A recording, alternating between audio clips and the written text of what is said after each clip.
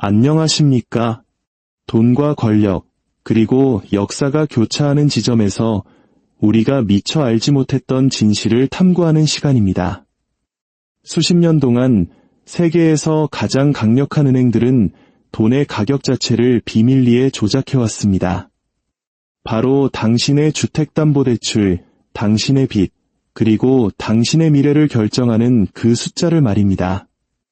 우리는 그것을 리보라고 불렀습니다. 오랜 기간 동안 세계 금융계에서 가장 영향력 있는 숫자는 업계 외부의 사람들은 거의 들어본 적 없는 것이었습니다. 바로 리보, 즉 런던 은행 간 대출 금리입니다. 이것은 주식도, 채권도, 정부 정책도 아니었습니다. 그것은 돈 그 자체의 가격이었습니다.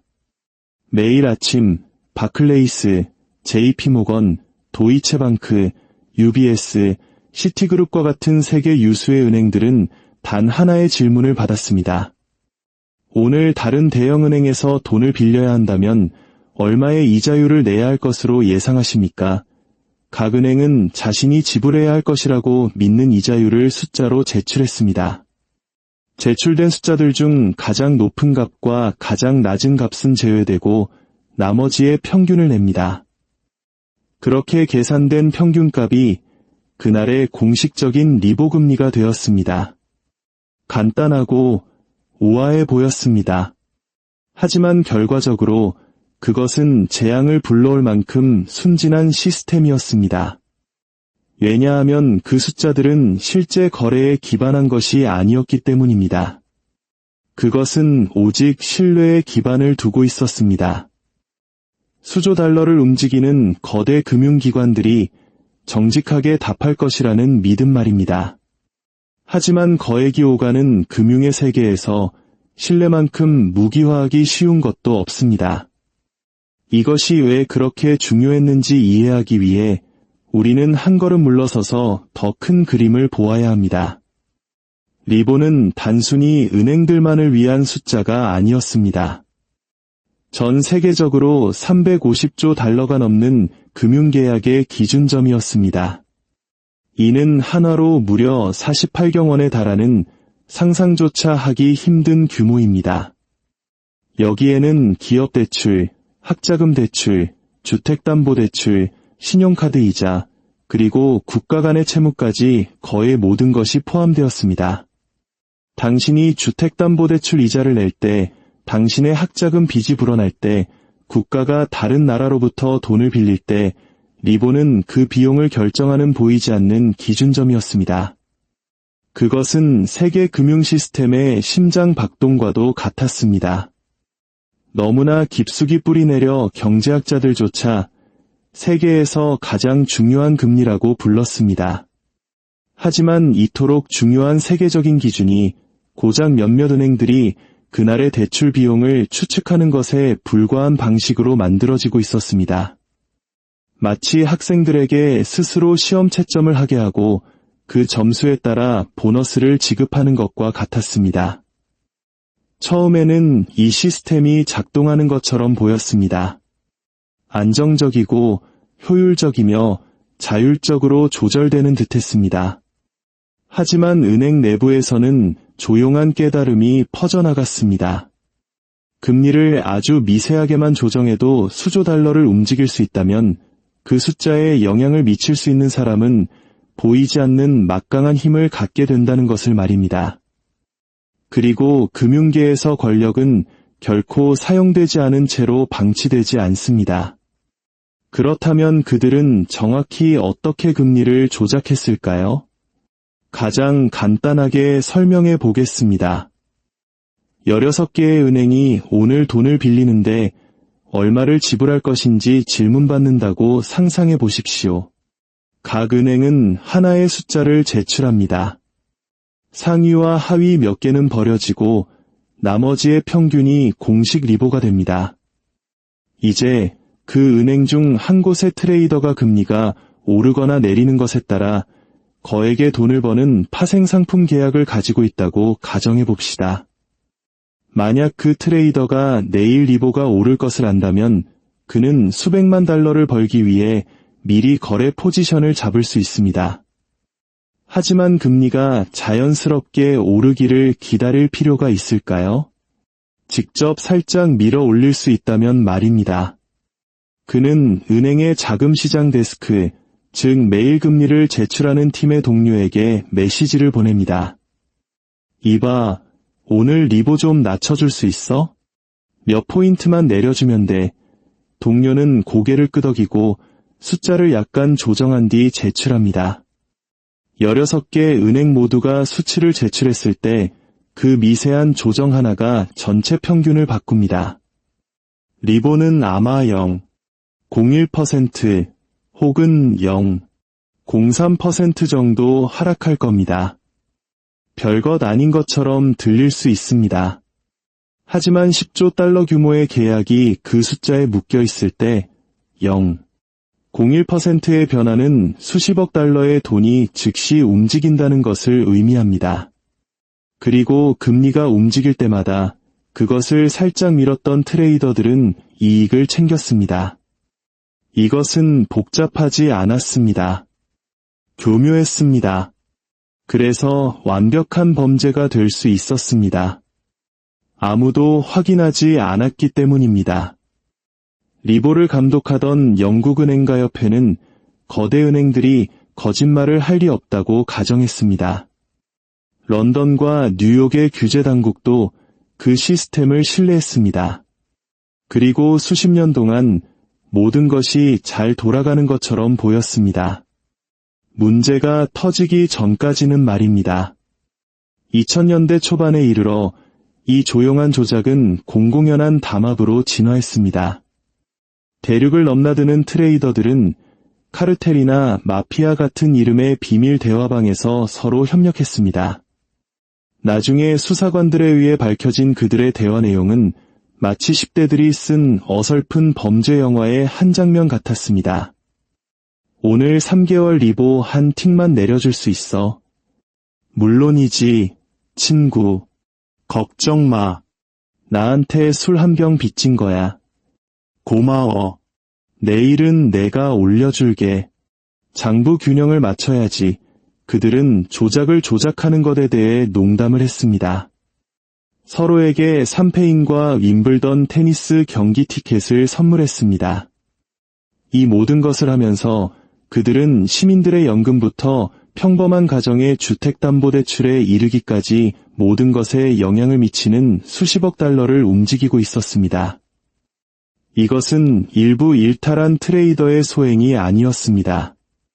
그것은 일상이었습니다. 그리고 바로 그 점이 이 사태를 그토록 위험하게 만들었습니다. 2007년 주택시장에 균열이 가기 시작했습니다. 금융 시스템은 스스로도 제대로 이해하지 못하는 위험으로 가득 차 있었습니다. 그리고 은행 간의 신뢰를 측정하기 위해 만들어진 바로 그 숫자, 리보는 완벽한 허구가 되었습니다. 2008년 글로벌 금융위기가 닥쳤을 때 은행들은 서로를 믿지 못해 대출을 중단했습니다. 하지만 그들은 그런 불안한 속내를 드러내고 싶지 않았습니다. 그래서 그들은 실제보다 낮은 대출 금리를 보고하기 시작했습니다. 마치 자신들이 건강하고 유동성이 풍부하며 안정적인 것처럼 위장한 것입니다. 현실에서 은행 간 시장은 이미 얼어붙어 있었습니다. 시스템의 심장 박동은 멎어가고 있었던 것입니다. 한 경제학자는 훗날 리보를 이렇게 표현했습니다. 환자는 심장마비 상태인데 체온계는 정상 체온인 36, 5도를 가리키고 있는 것과 같았다. 은행들은 체면을 지키기 위해 거짓말을 했습니다. 규제 당국은 시장의 공황을 막기 위해 이를 외면했습니다. 그렇게 세상은 현실과 아무런 관련이 없어진 숫자를 계속해서 사용했습니다.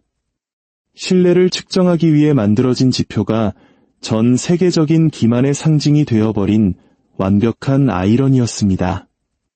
마침내 2012년 진실이 수면 위로 떠올랐습니다. 일련의 내부 고발자, 언론인, 그리고 수사당국의 조사를 통해 조작의 전모가 드러났습니다. 시작은 바클레이스 은행이었습니다. 그들은 리보 조작 사실을 인정하고 대화 기록을 규제 당국에 넘겼습니다. 그 메시지들의 어조는 충격적이었습니다. 드러난 내용 때문이 아니라 모든 것이 너무나 태연했기 때문입니다. 그들은 범죄의 대가들이 아니었습니다. 마치 게임을 하듯 세계 금융 시스템을 왜곡하는 것에 대해 농담을 던지는 평범한 트레이더들이었습니다. 규제 당국의 조사를 받을 때 한 바클레이스 직원은 유명한 말을 남겼습니다. 우리 모두가 그랬습니다. 그리고 그의 말은 틀리지 않았습니다. 스캔들은 들불처럼 번져나갔습니다. UBS, 도이체방크, JP모건, 시티그룹, 로열뱅크 오브 스코틀랜드 등 세계 유수의 은행들이 모두 연루되었습니다. 각 은행은 거래 포지션에서 이익을 얻거나 금융위기 동안 자신들을 재정적으로 더 튼튼하게 보이게 하기 위해 리보를 조작해왔습니다. 이것은 한 명의 악당이 저지른 일이 아니었습니다. 속이도록 장려된 시스템 전체의 문제였습니다. 전 세계 규제 당국이 조사에 착수했습니다. 각국 정부는 책임을 요구했습니다. 하지만 그때는 이미 시장과 기관, 그리고 신뢰 그 자체에 대한 피해가 발생한 후였습니다. 30년 동안 세계에서 가장 중요한 금융 기준점은 실제 거래가 아닌 추정치에 기반해 만들어졌습니다. 정직이 아닌 기회주의에 의해 움직였습니다. 그리고 가장 큰 환상은 이 시스템이 스스로 잘못을 바로잡을 것이라는 믿음이었습니다. 조사가 시작되자 그들이 밝혀낸 것의 규모는 거의 비현실적이었습니다. 이것은 단일 사기나 일탈한 트레이더의 스캔들이 아니었습니다. 그것은 전 세계적으로 조직되고 일상화된 하나의 문화였습니다. 여러 은행의 내부 이메일은 동일한 행태를 보여주었습니다. 금리 조정을 요청하고 부서 간의 호의를 주고받으며 관리자들은 이를 알면서도 승인하거나 모른 척했습니다. 그것은 모든 면에서 스키 마스크 대신 정장을 입고 저지르는 조직범죄에 세련된 버전이었습니다. 결국 사건의 먼지가 가라앉았을 때 부과된 벌금은 총 90억 달러에 육박했습니다. 한화로 약 12조 원에 달하는 엄청난 금액입니다. 하지만 이 숫자는 헤드라인을 장식하기에는 인상적이었지만 조작을 통해 벌어들인 이익에 비하면 보잘것없는 액수였습니다. 리보 금리가 0.01%만 변해도 전 세계 시장에서 수십억 달러의 가치가 이동할 수 있다는 점을 감안하면 90억 달러는 처벌이 아니라 그저 사업 비용에 불과한 회계 항목일 뿐이었습니다. 몇몇 트레이더들이 기소되었고 일부는 수감되었습니다. 하지만 그들은 보이지 않는 거대한 시스템의 눈에 보이는 끝부분, 즉 희생양에 불과했습니다. 정작 거대한 금융기관 자체는 아무런 상처도 입지 않고 살아남았습니다. 임원들은 사임했지만 보너스는 계속 지급되었고 몇 달 안에 아무 일도 없었다는 듯이 사업은 재개되었습니다. 시장은 거의 흔들리지 않았습니다. 투자자들은 어깨를 으쓱했습니다. 대부분의 대중은 무슨 일이 일어났는지조차 이해하지 못했습니다. 그리고 바로 그 점이 이 범죄의 천재성이었습니다. 범죄가 너무 복잡해서 한 줄의 헤드라인으로 설명할 수 없을 때 책임은 추상적인 개념 속으로 녹아 사라져버립니다. IMF 외환위기를 겪으며 거대 자본과 시스템에 대한 불신을 뼈저리게 경험했던 우리 한국인들에게는 어쩌면 그리 낯설지 않은 풍경일지도 모릅니다. 이 스캔들이 어떻게 가능했는지를 이해하려면 금융이 위험의 가격을 매기는 방식을 들여다봐야 합니다. 이자율은 본질적으로 신뢰를 반영해야 합니다. 돈을 돌려받을 수 있을지 확실하지 않을 때 돈을 빌리는 비용 말입니다. 리보는 은행 간의 신뢰를 반영하기 위해 만들어졌습니다.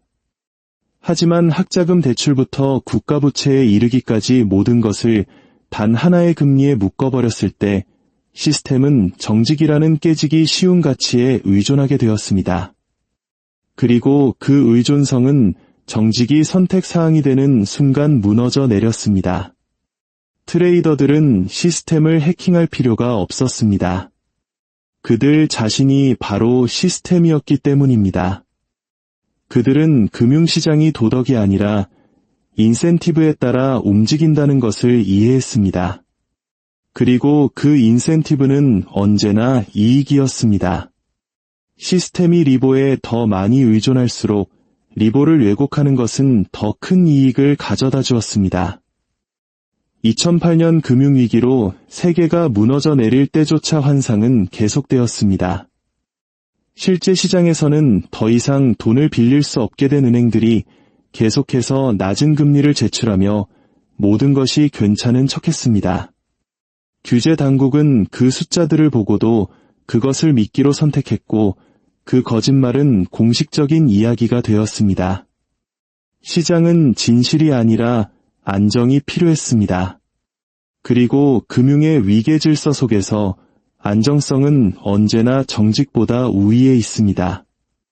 마침내 스캔들이 터졌을 때 각국 정부는 불가능한 딜레마에 직면했습니다. 전모를 완전히 폭로하여 시스템에 대한 믿음을 무너뜨릴 위험을 감수할 것인가, 아니면 조용히 사태를 수습하고 넘어갈 것인가. 그들은 후자를 택했습니다. 위원회가 구성되고 보고서가 발표되고 벌금이 부과되었으며 추정치 대신 실제 거래에 기반한 새로운 금리를 약속했습니다.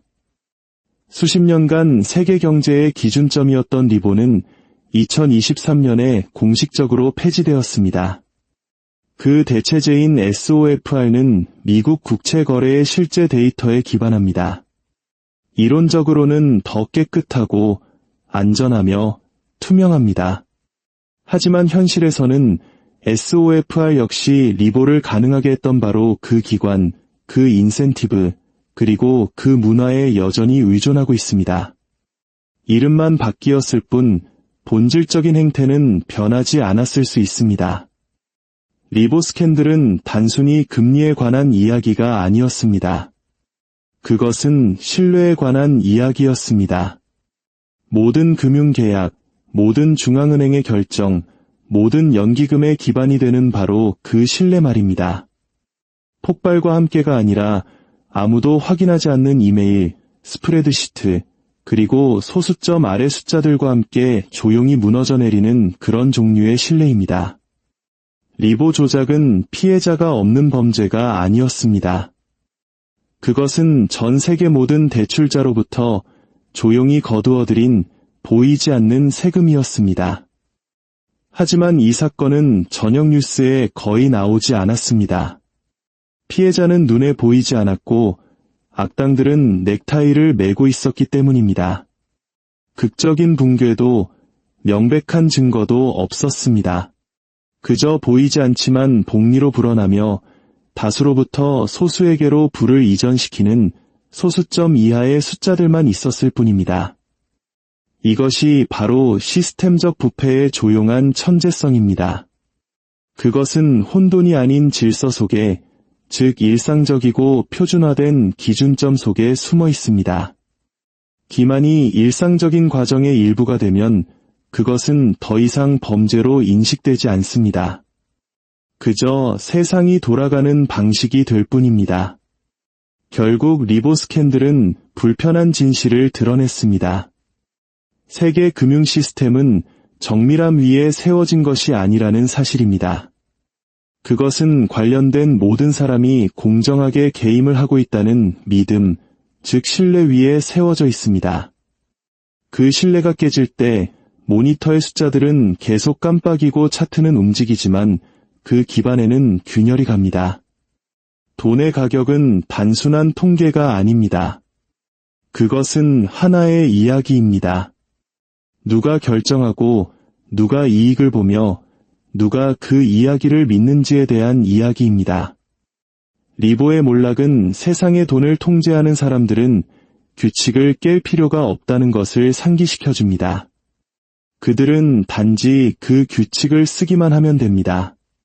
어쩌면 가장 불안한 진실은 이것일지도 모릅니다. 조작은 결코 멈추지 않았다는 것. 그것은 단지 새로운 약어, 새로운 규제, 새로운 기준점 아래에 묻혀 진화했을 뿐입니다. 이름은 바뀌고, 이익은 남고, 순환은 계속됩니다. 이러한 이야기가 세상을 다른 시각으로 보는 데 도움이 되셨다면 지식을 나누는 이 여정에 동참해 주십시오. 당신의 관심과 공유가 더 많은 사람들이 보이지 않는 진실에 눈을 뜨게 하는 힘이 됩니다. 역사는 해답을 가지고 있습니다. 우리가 어디를 봐야 할지 아는 것이 중요할 뿐입니다.